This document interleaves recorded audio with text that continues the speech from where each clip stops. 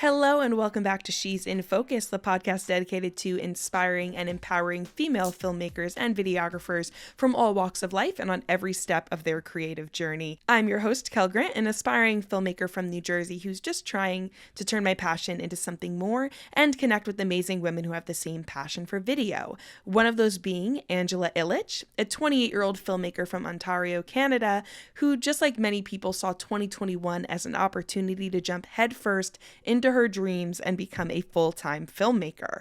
Her production company, En Route Productions, is her outlet for creating cinematic content through commercial, promotional, real estate, drone, and event videography and photography. Excited to hear how her journey has been going so far. Andjela, thank you so much for being here. Thank you so much for having me. I'm excited to, be here and be part of this awesome podcast that you're doing, and such a wonderful project. And honestly, I was looking forward to being here. So amazing. I'm so glad we were able to make it happen. And I'm so excited to hear your story. I was reading your bio, and it always interests me because so many different people, like, you can get inspiration and kind of light that spark for your passion for video in so many different ways. But I was interested to see that yours actually stemmed from your childhood because you come from a relatively, I guess, creative family. So could you tell me about your childhood influences and how your passion for video came to be? Pretty much basically you summarize that. I come from that creative family. Basically, my whole childhood was filled with my dad with one of those 90s video recorders that recorded everything on tape. But every part of our life was pretty much documented, whether it was like school trips or family trips, just being at home, everything. We were just kind of used to having a camera there. And we had so many pictures when we went somewhere, and even my grandpa too, he always loved taking pictures. It was just, there was always that photography or videography kind of aspect to it. And even kind of my mom, was on a creative side where she likes to create things. She knew how to play instruments, so there's always that creative musical kind of aspect. And I started actually, my kind of creative side started with music. I started learning, I taught myself how to play drums. And it was funny because it's I always wanted to be a drummer, and I always wanted to be in a band. And then as you get to school and high school and university, you're oh no, I'm going to, be something else. And even though I've always loved video and photo, I never considered that as a career, which is crazy. But it was actually funny how that kind of sparked my interest in video. Was we had this really small, we just got this, me and my sister, we got this really small camera. It was literally the size of your palm, and it took oh, wow, I know, it was crazy. And I think they just came out with it, and it was super cool or something, but it came with some really cheap video editing software, and it actually took really bad photos. Everything was super pixelated. I think it was only 2 megapixels at the time. But I remember we were just creating home videos, and she went on the computer and she just kind of was putting edits together. And I was that is so cool. That's really neat that, you could just take all this video, put music to it, and add some weird effects, and it produces something funky. And I just started kind of experimenting that way, doing my own kind of home videos. And then as I got to high school, I was actually president of the environment club for about a year or 2 years. And I used my video skills to promote things about the environment, what we should do as humans to kind of protect this world. But I did that. I think I just needed an excuse to use a video camera, actually. Exactly. Yeah, seriously, because it was not needed. Those videos were not needed. But it was I wanted to do it, and I just did it, and I got my friends involved. And then, getting to university, it kind of just died down, to be honest. I didn't have time for it. I never did any video really in university, and I never really felt like I wanted to. And then it wasn't until I was working a full-time job, And my friend, had this kind of charity event, and she was volunteering for, and she was like, "Hey, we need a videographer. Like, you said that you like video, right?" And I'm like, "Yeah, I've kind of done just here and there videos for like friends or family or whatever." But it was just, again, it was just like always like a hobby. It was never anything career wise or anything I considered doing for an event. And she's like, "Well, why don't you be our videographer?" And I was like inside, I was like, this is so crazy. But in my heart, I was like, no, this is what I need to do. Yeah, it felt so right. So I just said yes. And I went out and I bought my very first camera. And I didn't even know what to do with it, but I was so excited, and I was like, okay, all you do is press record. Like, I didn't know any of those frame rates or, shutter speeds, any of that. Right. I had like the most standard kit lens that came with it. And, I just did my very first event that year. And then it just, referrals started to kind of come in. And, that's when I was like, okay, like maybe this could be like a business. Like maybe this is something that I want to do. So yeah, that kind of that's how I spiraled into videography, which is so funny because like even in university, I kept thinking about music and band.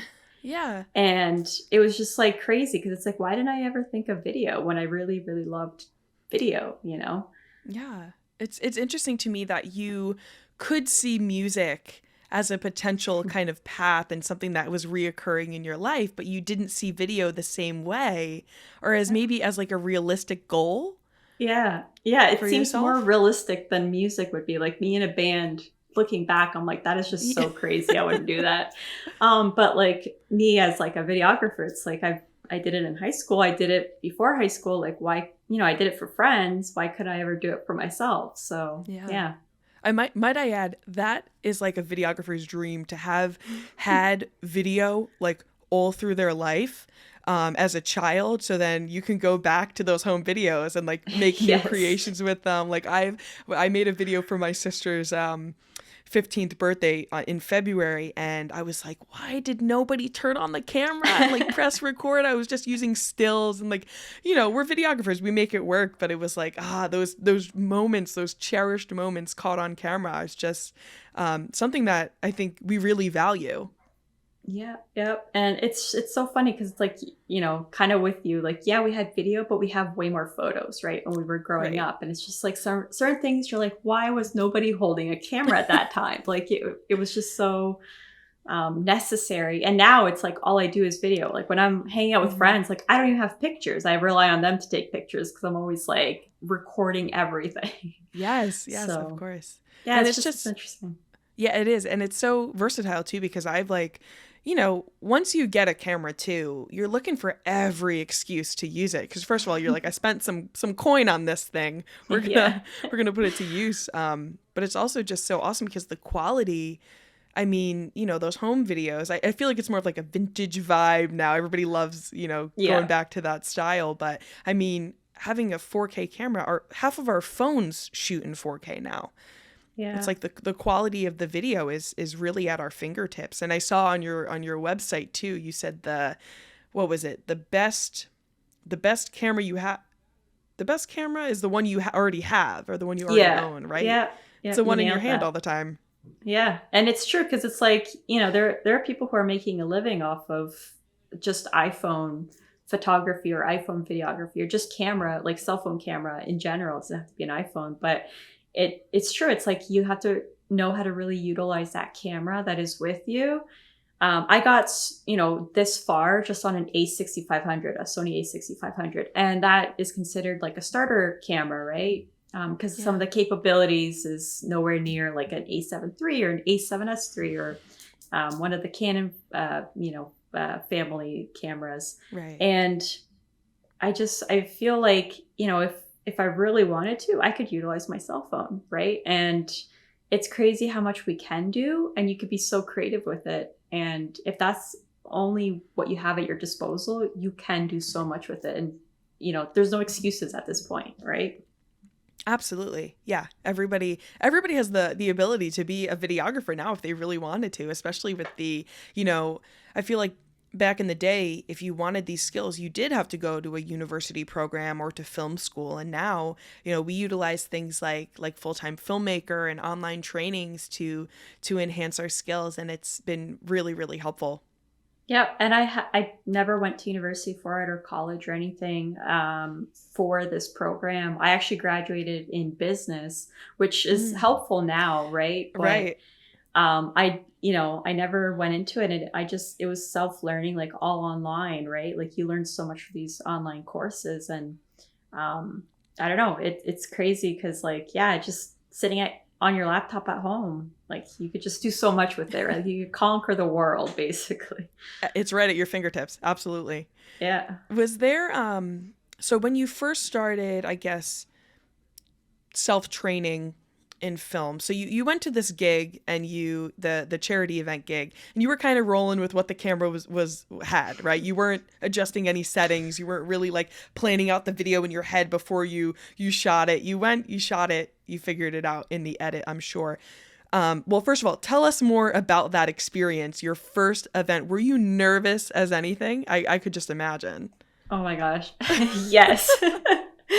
I was so nervous. I actually asked, because my friends came. I asked like all my friends to come. I was like, please come and like support my first time. Please come to Oh, this event. They did. what They great were, friends. yeah, they were lovely. They're lovely people. They came, and I was like, please sit at the back with me, because I was going to be all the way at the back. Mhm. And there's like this audience all in front of me, and then the stage, and they're like, okay, we'll sit at the back with you. And I'm like, okay, I feel bad for them because they won't get to see much of a view on stage because you're all the way at the back. But Mhm. they did it, and they were there, and I was just like, I think like before they arrived, I was super nervous, and then when they arrived, I was still super nervous. But I was like, okay, at least if anything, even if I failed that night, I would still have like 4 people there who would like support me, right? Yeah. Like they would still love me even if I failed. But yeah, like I just set up my camera on a tripod, like you said, no setting adjustments, and I just hit record. And honestly, I never stopped recording. Like I never did these like, oh, it's a break, let me hit, stop. Like I Right. just kept recording. And little did I know, it was on 4K settings, so I had no idea. But Oh my goodness, that's so much space you were taking up on those yes. cards. And the A6500 had like a recording limit before it started overheating. Yeah. And I started getting this like error message where it was like, camera's really hot, it's gonna shut off soon. And I was like, oh my God. I'm like, that's it. Like I knew I was gonna fail. Oh, I'm yeah, you're in failing your right head. now because my camera's malfunctioning. I don't know what I'm doing. And I was like, I was saying it to my friends. I was like, yep, I don't know what to do. And I was like, I feel like crying. And they're like, why don't you see if you can switch it to like a lower resolution? So I was like, okay. So I like went in, and I was like finicking with the settings at that point. And I was like, okay, I switched it to like 1080, and that fixed it. But like at the time, I didn't know I was going to fix it. And I ended up finishing the whole event. I got all of the footage. No one knew this even happened. Yeah. I pulled the Yeah. video together, like I edited it fine. They loved it, but it was interesting how that kind of happens, I guess. Like your first event, you're like, oh my God, please don't Oh, fail. yeah, of course. But I mean, having your friends there was, I'm probably sure, helpful. But what I'm thinking of is like when you're at that event and everything is going wrong seemingly, right? It's not if it will go wrong, it's what will go wrong when it'll go wrong is what you're thinking. Yep. Um it really is just about problem solving. And I think that's what a lot of videography is. And I mean, you have a lot of projects under your belt now from Mm-hmm. that, after that experience. But that's what I think was the biggest thing to learn for me. That was like, not every shoot is going to go 100% as planned. Most of the time it's not. It's how are you going to adjust? But the thing that gives you confidence in going into those shoots is having the background knowledge to know that when something goes wrong, you can fix it. So was that experience kind of the jumping off point for you to go into these courses and things to just get that knowledge and have that foundation? Yeah, and you're so right when you say it's like a lot of it is problem solving. Like, maybe at least 50% is problem solving when it comes to videography. Yeah. And I think it was about, so that event was in August, and I think it wasn't until about February or January that I kind of really dove deep into the online courses. Mm, And even like in online courses, they don't, the first thing they don't like, the first thing that they talk about isn't problem solving, right? Like they talk about everything else but problem solving, I feel. right. So it still took quite a few projects after that for me to realize like, okay, like I could be as prepared as possible for all of my shoots, but something is always going to go wrong, you know? Yeah. And sometimes, you know, you're lucky and nothing goes wrong, but like you have to really just be able to pivot on your feet super quickly Hmm. and just have enough gear packed with you so that if something failed, you have a backup. Um, Yeah. and yeah, like you said, you just need that knowledge to know, like, if like 4K is taking up too much storage, it's now I understand why 4K takes up more storage than 1080, right? Right, right. So yeah, it's just knowing your stuff and being prepared and just not freaking out. I think too. I think if I had just cried and you know freaked out completely and stopped recording, I would have Yeah. just missed my chance. Yeah, absolutely. Yeah. So what happened? You said you starting doing the online courses and things in February. What happened between, I guess, that August event and February? Were you, um, I guess, still thinking like, okay, I'm gonna stick with my full time gig. Video isn't for me. What was going on during that period of time? Because was this also during the pandemic? No, But this the was pandemic hadn't hit yet. actually 2 years prior to the pandemic. Got it. Got it. Yeah, so I started doing it part time. And then, so basically, what had happened between that kind of period, to answer your question, Mhm. was, you know, I finished the event. The fact that they ended up loving it, I think, was kind of what made me not want to quit early Yeah. on. That external You know, validation, of course. Yeah. right. And I was like, oh, okay, there's like a bunch of people who do love it. So I'm like, okay, like I did a pretty good job. And then I think, you know, kind of because I saw the online course but I hadn't made the purchase yet. So I think in my mind, I was like, okay, you know, there is hope because there's this online course. I don't have to go to college or, you know, kind of quit my job to like Yeah. visit a physical location. I can do this when I come home from work, right? Hmm. And that's kind of what I was doing. I was doing it on weekends. I was doing it when I got home from work. And I think like, I think if I really screwed up that first video, I might have reconsidered it, right? But the fact that Yeah. it went well and then seeing that like online course and seeing that there is so much to learn and that I can learn and I love learning, I'm Yeah. like, yeah, like there's hope. I can do it. You know, if so many other people can do it, like so can I, right? Of course, of course, and you even see the like, for example, full time filmmaker Parker, who owns and operates and created full time filmmaker. He started somewhere too. You look back to his very first video, and you're like, oh, this looks nothing like what he can produce now. So you're like, if you see these other people kind of accomplishing this transformation after doing some self teaching and everything like that, and it really starts to kind of bring those dreams into reality. You can see the roadmap of how to get there, and that's definitely inspiring.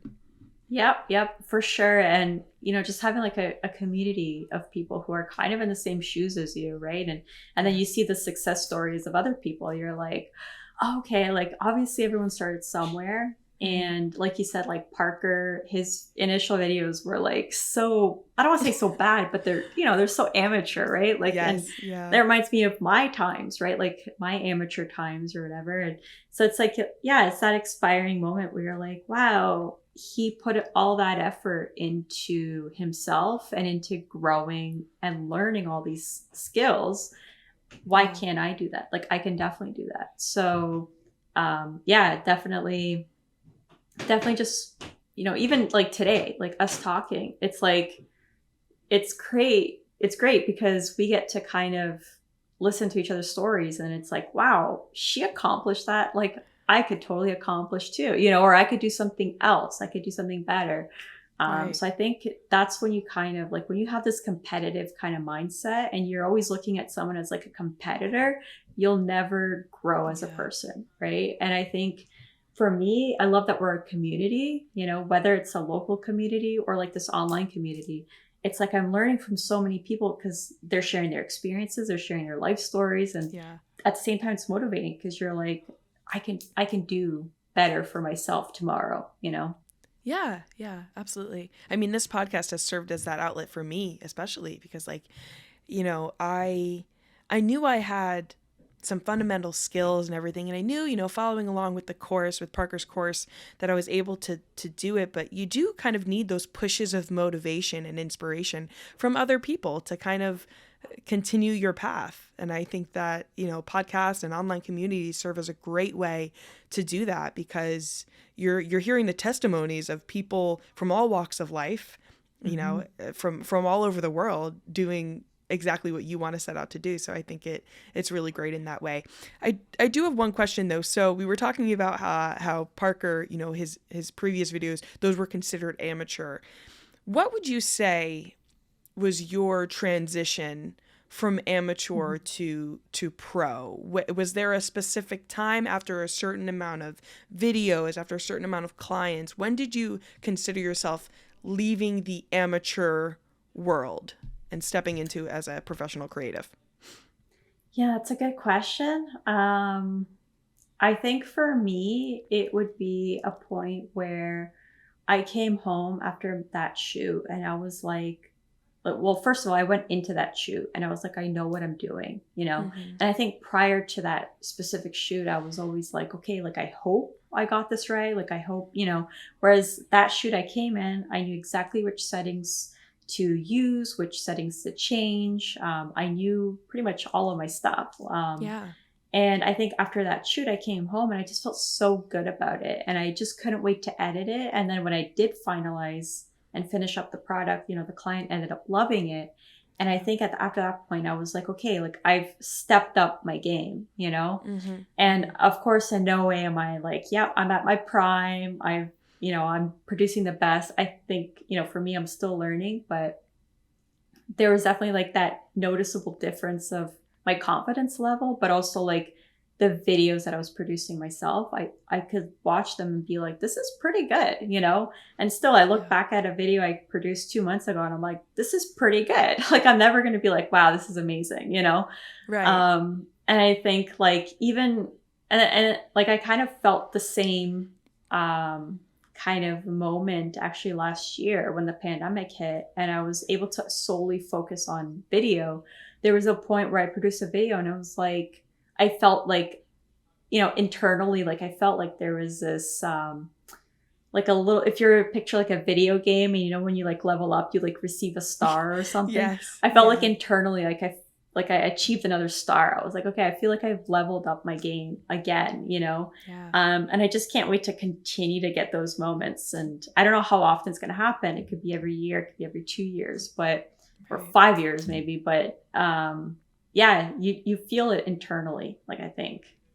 Yeah, absolutely. I think it's when I've tried to, because I've been trying to create a website for my production company that I also launched this year, and I've been thinking like in the About Me page, like I was really trying to think of my why, and I think that my why for getting into this field even is a little bit selfish. It's because I'm chasing that feeling of it's I can't even really describe it. It's like a mix of adrenaline and pride and like accomplishment. It's like you were saying, that leveling up kind of feeling. It's like something to really strive for, and it's when you're in that competition with yourself a little bit, like you're just trying to be the best version. You're trying to every video you're trying to get better.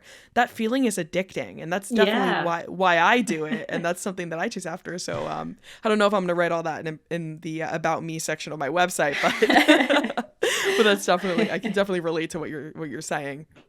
That's actually funny. It's like I could just picture in your bio saying like addicted to getting better. Yeah. Like It's all about me. Yeah. Yeah. That's too funny. It's so true though. Like I've been feeling it, but you just like described it perfectly. Like it's always that, like, in a way it is selfish because it's always that feeling of like, when I produce this like really good video, like I can't wait to get those compliments to like say it was really good. Right. And feel so satisfied. Like, and at the same time, like having your own business, so satisfying too, because it's like your baby. Like you're Yeah. literally nurturing and growing your own baby. Like I gave birth to this business and I'm watching it grow basically. And that's Yeah. self-fulfilling too, right? Like you just feel so great because you're like, wow, I'm getting more clients. I'm getting more Yeah. recognition. Like people are saying better things about my business or really nice things. And yeah, it's like it's definitely that feeling. Yeah, I say that videography is unique in that, or creative arts in general is unique in that the progress is more measurable than other fields. You know, you can tell when, you know, you've stepped up your game because your social media strategy for your business changes and your Mm. profiles look different and you're getting more likes, you're getting more comments, you're bringing in more leads for clients. You're just more proud of the videos that you're producing. That progress is measurable, which also means that you can identify times in your business when you know you're not doing the work that you can be doing or you're not reaching your full potential. So it's really creative arts in general are very like self-directed. Like you can measure that progress and then you can determine like, okay, I don't feel like I've leveled up in this skill. Let me pinpoint this and go find a course that'll teach me how to do that and level up in that way. So I think it's really, if you have the motivation to do it and you are self-directed, you can take it as far as the eye can see. Yeah, yeah, you're so right, because when you look at certain people who, kind of just get to a level and they don't want to learn anymore, they start producing like cookie cutter type videos, right? Like it's the Yeah. same video as the previous one, just maybe a different story. Mm-hmm. But like if you're constantly, for example, watching other people's stuff and you're learning from other people, you're like, yeah, like I can achieve that too. I can do that too. And Yeah. then you always like, you want to find ways to learn those skills. And then again, it's self-directed, like you said, because then you're researching on YouTube how to do this in this program, or Yeah. how to get the best lighting or whatever it is. And I can see why it's such a hard kind of industry as well, because in the beginning when you are kind of just starting out and you might not get those comments and you might not get those likes, it can be really defeating, right? Like it could Yeah. really suck sometimes to kind of be so proud of your video or your work, and then you post it on social media and the stupid algorithm, you don't get any recognition for it. So then you start Yeah. thinking like, wow, was that my video? Like, did it suck? Because I felt Right. so great about it. And so it can be so hard because you could love it, but then you get nothing in return. And you're like, well, do I love it at the end of the day? Yeah. Yeah. That's really tough. I think I experienced that personally. I'd created a video. It was actually my first, I just got my camera. I use a Panasonic GH5. I had just got my camera, and a friend of mine from back in high school, she has like a little boutique, like thrifting business. So she was at a flea market. And so I brought my camera there and I was like, hey, can I just like shoot a little promo for you? And I made this promo and I actually like, I edited it together and I thought it was okay. And looking back now, like it was okay. And she, had told me, oh my God, I love it so much. I can't wait to use it, and then never used it. And so it was like my first video, and I was like, Oh wow, like gosh. does she feel bad for me? Is she just like, trying to hype me up? And then like Yeah. it's not really good. It's never gonna see the light of day. So it's I haven't even posted that personal video or that video on my personal page because I have this apprehension of like that's like the tricky game with that external validation factor. Is like if somebody praises your work and then doesn't actually like follow through with it, it can make you feel a type of way. But if somebody, completely ignores your work, it can go that same way. And then on the other side of that, if somebody is like really hyping up your work, that can, also give you this inflated not ego, I guess, but this inflated sense of like, oh, I did that. Like I'm really, really good. So yeah, Yeah. relying too heavily on that external validation can be a dangerous game to play. Yeah. And I think that's correct me if I'm wrong, but if I'm looking at all the industries that exist, I think that's like the only industry that is true for. Like you're not in construction sitting here going like, yeah, someone's going to judge my work and then I'm going to do better. Like you're just working 9 to 5 or whatever the time slot is, right? Or like Right. in an office, right? Like, yeah, you get praised for your work or maybe you get in trouble for not doing your work, but like it's never this drive of like when you get so many likes or when you get so much feedback, you're like, I feel super awesome. Like I feel like Wonder Woman. And then when you get like Yeah. nothing, you're like, that's it. I'm just going to quit. I'm just going to Right. do nothing with my life. Right. Yeah. Yeah. I find that I do like, because I work a 9 to 5 right now. I'm still full time and working my production company as my side gig on the on Mm. part time. And I find like every day I'm just kind of doing the job, and you're not really susceptible to like negative feedback unless you do something wrong on the job. But when I get praise, it's like, okay, like that was like a nice compliment, but like I don't get anything like Yeah. out of it, like tangible out of it, like you would with a video. Like, oh, you made a great video. Now they're going to recommend you to 8 of their friends, and then that's potential clients, or they're going to share it on Yeah. their social media. That's more eyes on your work. It's more like, I feel like in other jobs and other fields, it's more of like a pat on the back than it is really an endorsement of your work. Yeah. Yeah. No, you said it right. Like it's true. And I don't know if it has anything to do with like the fact that it's your business. And again, it's growing your business. Like if Right. somebody really loves it, it means, like you said, like more referrals. So your business is going to grow. Whereas like when you're working somewhere, it's like, oh, okay, cool. Like I'm just promoting your business. Like, Yeah. Yeah. Working for the man. Yeah. um, so let's talk about that a little bit. What did you do full time? What was your full time gig before you entered the video space? So I was working at a company that did, I was like a project manager for website developments. They were also doing some social media marketing, design work, that kind of stuff. So I was kind of like that admin liaison between the client, and then I would listen to what they wanted and then Mm-hmm. put in those requests to whichever department needed to have that done. Right, right. So a little bit agents. It sounds like an agency to me, like Yeah, agency work. pretty much. Yeah, like an Got agency. it. Yeah.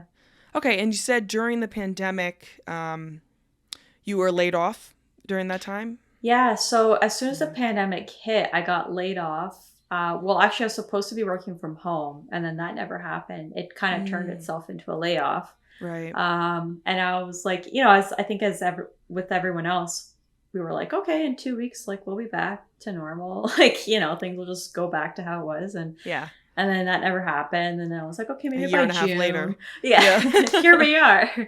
But it wasn't until about so that was in March. And then it wasn't until about like that summer that I Mhm. started getting people contacting me of like, oh, this person referred me to you.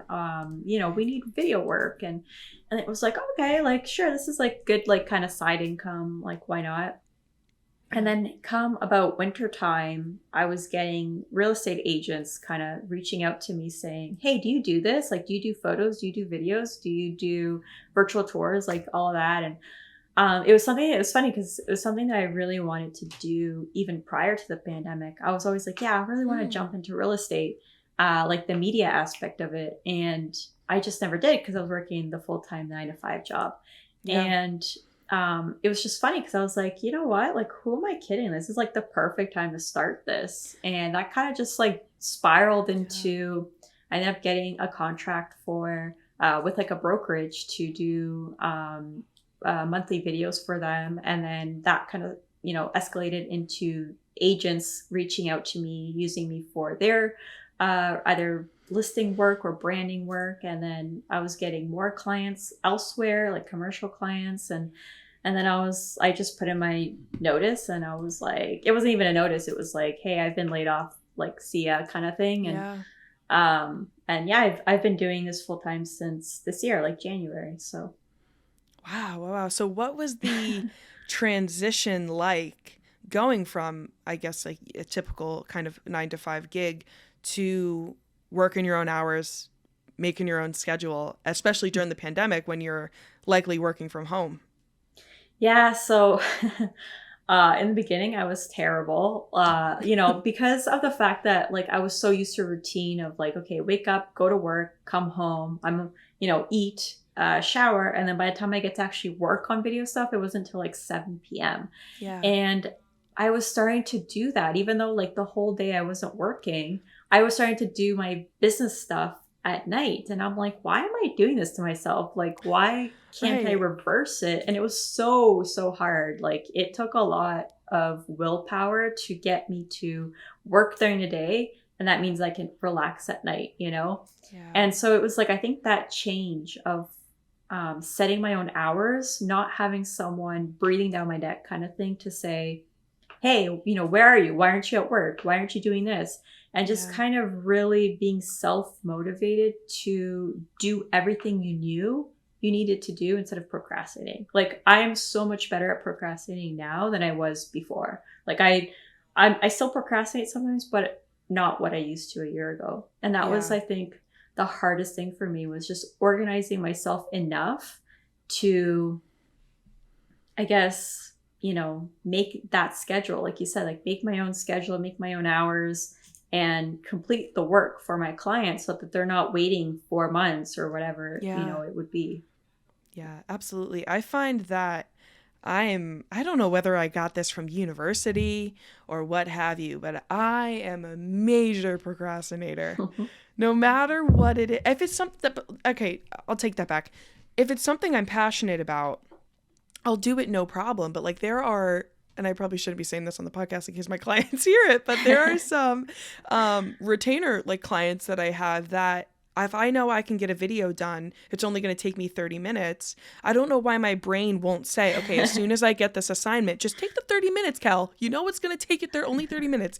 Just take it in the beginning and then you're free to do whatever you want. I say, no, you know what? We're going to do a million other things. We're just going to hang out a little bit. We're going to do this. And then, you know, an hour before it's due, I'm like, you know what? Now's a good time to start that project. And I stress myself out, and I don't know what it is. So I think honestly that knowing myself and knowing the type of person that I am is one of the bigger things preventing me from going full time, is knowing that I don't know that I could be that self-directed, because it does take a lot to just like, you know, if you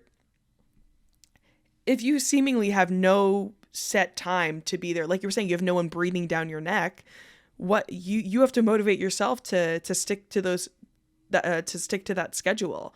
And I don't think I can make those promises to myself and keep them at this present moment. So I give you a lot of credit, because I imagine it's tough to put it to find that motivation. Yeah, and I'm not gonna lie to you, like, you know, especially if you're kind of like a bit similar to how I was. Like, don't get me wrong. I'm still at a point where I could be so much better, right? Like, if I continue to improve and set that routine, like, I could be a lot better than what I was, or what I am now. But I won't lie to you that it took me like a year to get to this point. So I believe it.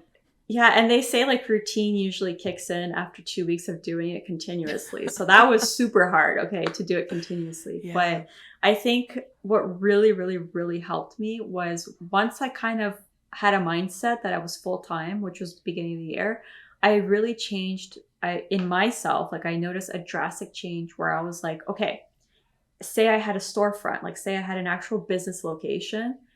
If I was to be like, say it was open, like, clients won't come to me at 4 p.m. They're going to come to me at 9 a.m. or 8:30 a.m. or whatever. And so why do I want to be that business that, you know, is like not reliable because they're unavailable suddenly at 9 a.m. So I had to like really reframe my mindset to sit here and be like, if I was in a business location right now, my own business location, what time would people expect me there? And then that's kind of how I set that time. So that really helped me get to a really good point.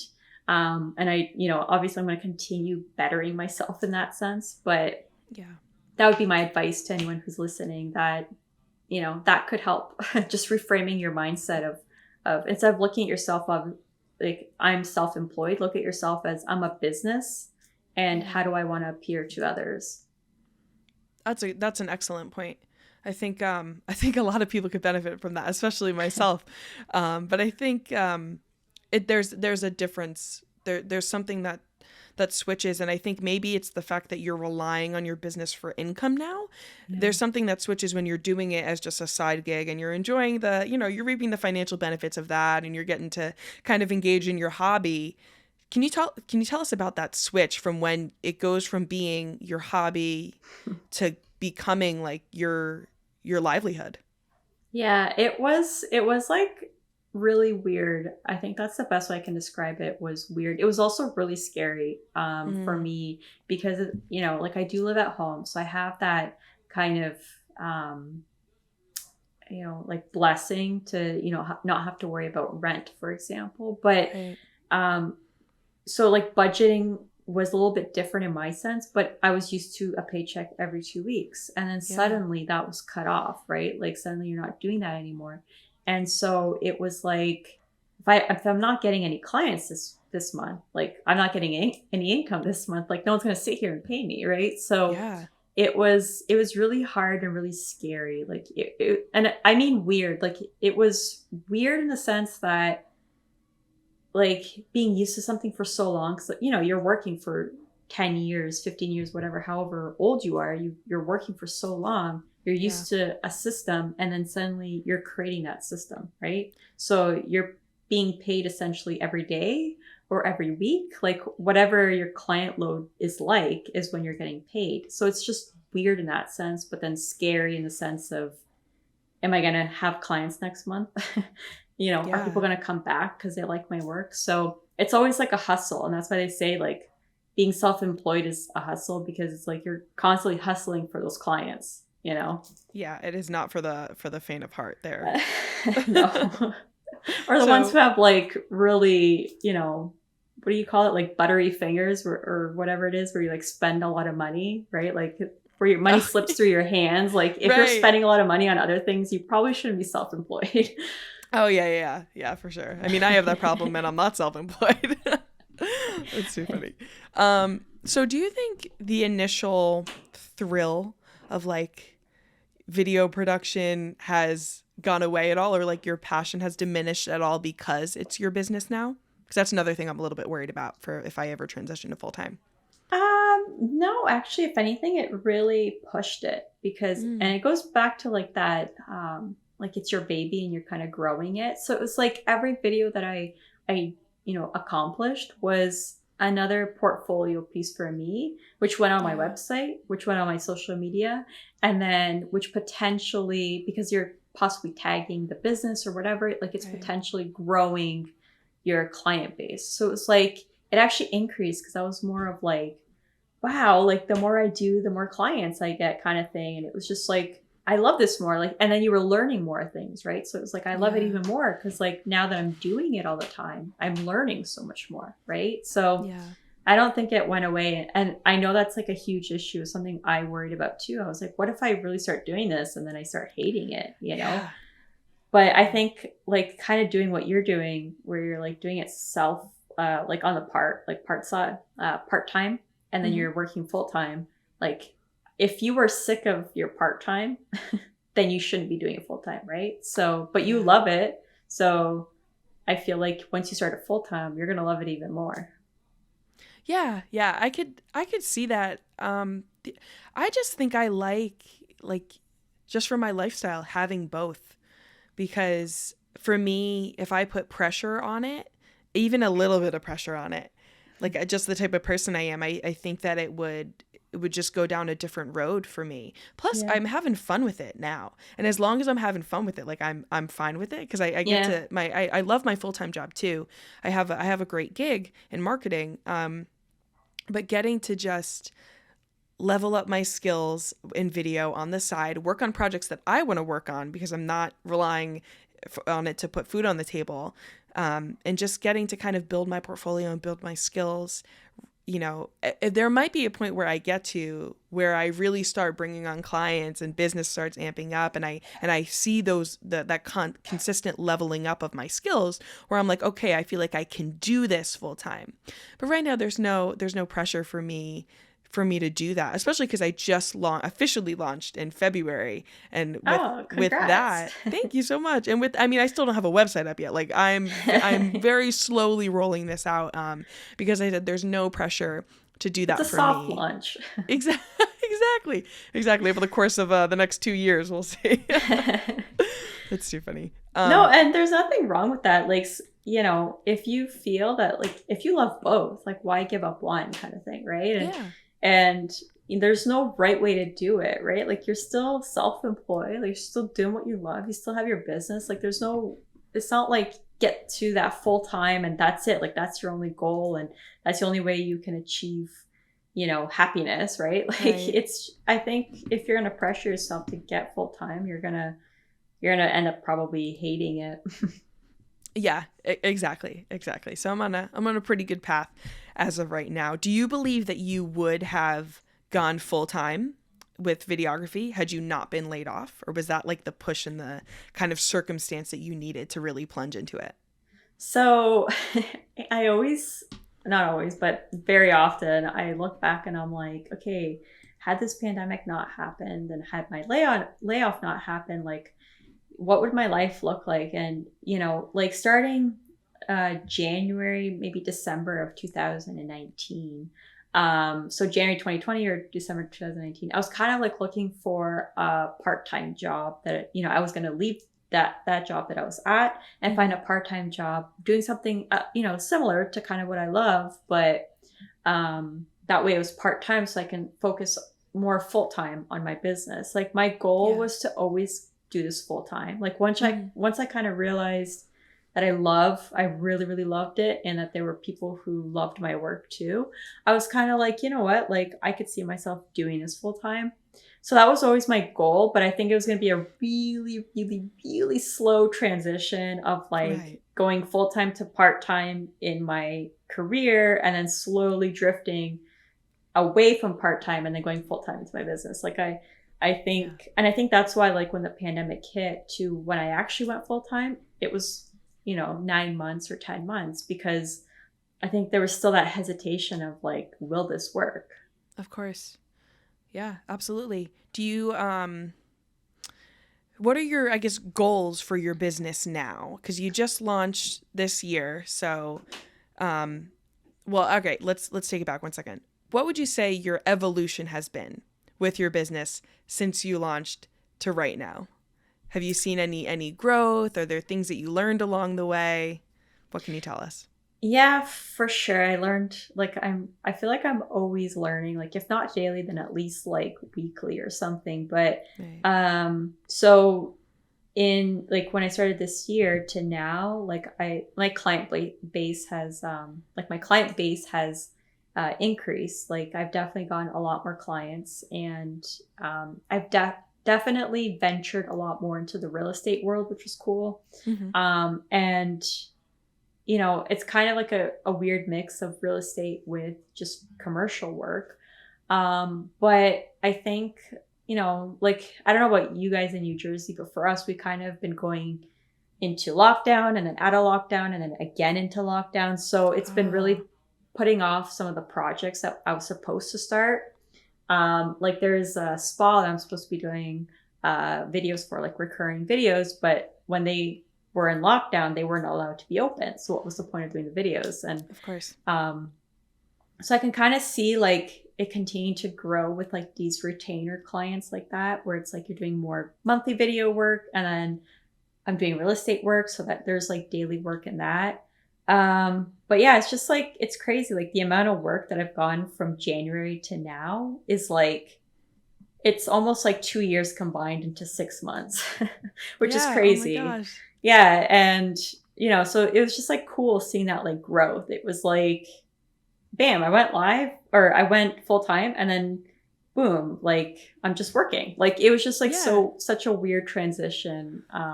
But yeah, that's been my growth in the last 6 months. What would you say was the biggest contributing factor to that growth? Um, it would have to be just the referrals, honestly. Like it was just like, oh, this person told me about your work and I've seen your work, so it was really cool. Like let's work together, kind of thing. And um, I think too, it was really nice getting that like retainer client with that brokerage, because that Mm-hmm. really just kind of, like they're really great people to work with. Like the one, she's like the marketing head of marketing there, and she's super, like she's creative herself. She's super open to my ideas. She has ideas, and it's just like really great working with people like that, because they appreciate your talent, but then they're not shy to say, well, actually, I didn't like that. Like, Yeah. can we do it this way? And I love that kind of feedback and that opportunity to learn from each other, because when you get a client who wants to control everything, or when you get a client who's too relaxed, like it makes me scared both ways, right? So Yeah. she's very involved, and they're like even the head of the brokerage, she's super awesome. And like, I think that was also like that was a big deal for me. Just getting that retainer client was super, super big. And yeah, I think both of those kind of contributed to my growth. Awesome. So where do you see your growth taking you for the rest of the year? What are your goals for the rest of 2021 as far as your business is concerned? I think just getting myself to a point where, like, I want to finish off 2021 with, of course, I'm always looking for new clients. Kind of if we don't see a lockdown again, if we're able to stay open, it'd be really great because I could get that spa as a retainer. And then that way, I can kind of do the rest of the year with 2 retainer clients and then real estate. And I think that'll keep me busy enough to just continue to grow my video skills, but then also continue to grow my portfolio, which will again grow my clients for the next year. And then I think just finishing up the courses that I have because they're not I feel done. you on that. Yeah, right? Like I feel like they're all half started. Oh my gosh, I can totally relate to that. And Yeah. of course the next new shiny course that comes out, I'm like, "Oh, I think I need that one too." It's like, "No, finish the one you have." Yeah. Yeah. And I think you get to a point where you're like, if I just watch like, a couple more videos, I could probably be better. Or if I practice a few more times.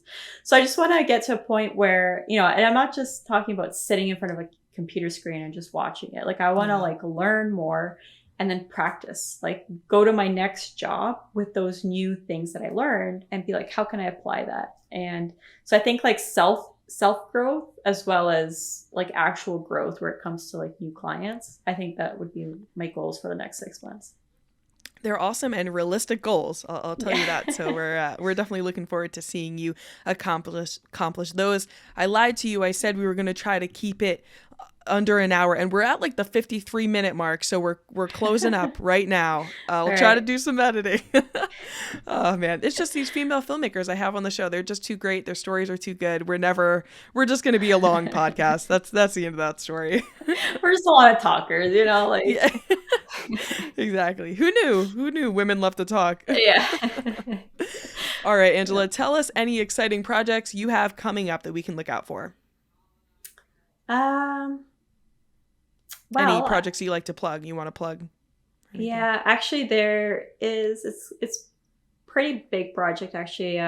It's for that brokerage. We're going to be working on, they're called community videos. So they're kind of like, in a sense, like a touristy video, but related to real estate. So it's going to be huge in the sense where I literally have to capture the whole city in a video. And kind of, I guess, showcase the best features of that city. Like why, like persuade you basically to move here and why you should move here. And I have to do that in a video. So there's going to be a lot of filming and a lot of storytelling. I have to like really pull my creative juices out for this one. Yeah. It's a huge project. It's just gonna, it's gonna take up a lot of, I think, my time, but it's gonna be super fun, right? Like I'm looking forward to it, but I'm also super scared to like do it. It sounds like a really amazing challenge. Just like that, and to have that, when it's all said and done, to have that video under your belt and add it to your portfolio is just going to be such an incredible add to your business, to your reel, everything. Yeah, it's going to be super, like, it's funny because it's like I'm looking forward to the end of the video. Like I'm looking forward to like actually having it done, but I'm not looking forward to doing it. Yeah. Because I'm like, I know it's going to look super kick-ass, but how am I going to get there? I don't know yet. Like I have to like literally carve out maybe 3 hours of my time, if not more, to like sit down and plan it all out, Yeah, absolutely. That's it's a big undertaking, but it's all going to pay off. It always does in video, I think. I think so too. I think you're right. Awesome. So what is one thing about your story that you want people listening to this episode to remember? I think the biggest takeaway would be, for me, I was always like, okay, I'll do it full time. I'll make the jump, but I'm not ready yet. I don't know if I'm ready yet. Like I was always hesitant, you know, on making that leap. I knew in my heart that I really wanted to. And you know, I guess I could say it took a pandemic for me to do it kind of thing. But Mm-hmm.